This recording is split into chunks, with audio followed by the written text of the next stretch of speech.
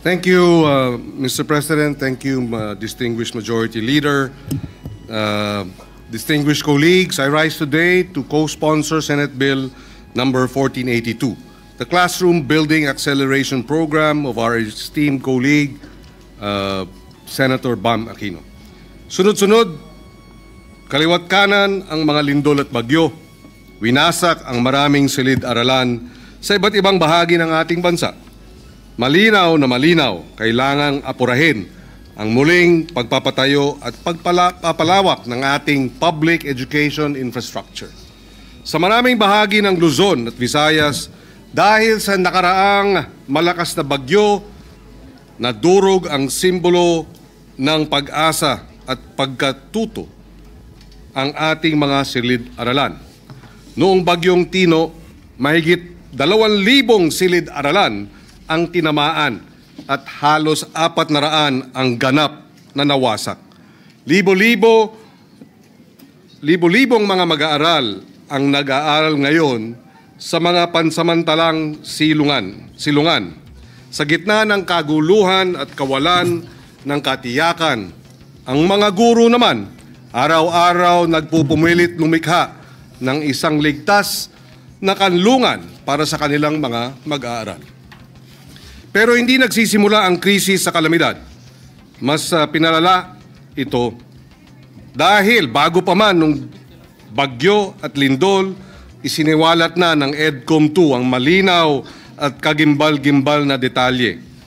Bago pa man ang mga sakunang ito, 165,000 ang mga silid-aralan na backlog sa ating mga classroom. Sa nakaraang pagdinig ng budget ng DPWH dito sa ating dito sa Senado, nabanggit na 22 classrooms lamang ang napatayo ngayong 2025. Hindi ito simpleng mga numero. Mga bata itong gustong-gustong mag-aral kahit siksikan sa klase o 3 sa isang mesa, kahit marami sa kanila ay tinatawag na I-learners, kahit na sa ilalim ng puno ng saging o kaya puno ng mangga sila nagkaklase. Totoo pa rin ito. Ipinagkakait ang mga pasilidad sa edukasyon. Sabi nga sa ulat ng EDCOM 2, naghihingalo ang ating sistema ng edukasyon, ang ating mga anak, ang ating kinabukasan. Pagkatapos ng lindol sa Cebu, kamakailan, meron isang batang nagtanong tungkol sa nasira niyang paaralan. Paano po kaya kami matututo kung wala na kaming silid-aralan? Ngayon, habang tinatalakay natin ang Classroom Building Acceleration Program, iaalay natin ang pagtalakay na ito sa mga bata, sa mga guro, mga magulang, mga pusong umaasa na ang ating mga magiging desisyon ay magbubukas ng mas maaliwalas na kinabukasan.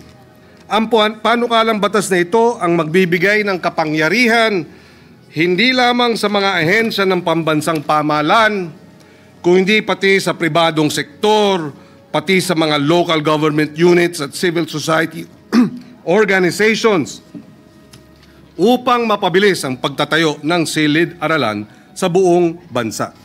Saklaw ng programa ang malinaw at tiyak na pananagutan sa pagpapatupad habang tinitiyak ang pagsunod sa mga bagong pamantayan sa mga lugar ng disaster-prone. Disenyo ito para upang maging mabilis, mahusay at matapat ang pagpapatayo ng mga silid-aralan.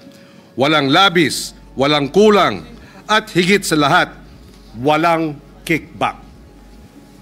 Noong pagdinig ng panukalang batas na ito, nabanggit ng ating mga resource persons mula sa DepEd na mayroong panahon na dahil sa PPP, ang involvement ng open, transparent public bidding ng pribadong sektor, hindi DPWH.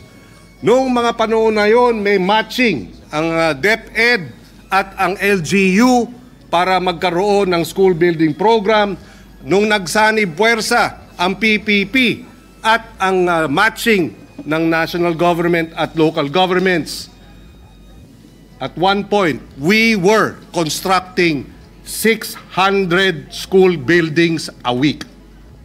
Nagawa na noon, kayang gawin ulit ngayon, at ito ang layunin ng Senate Bill 1482.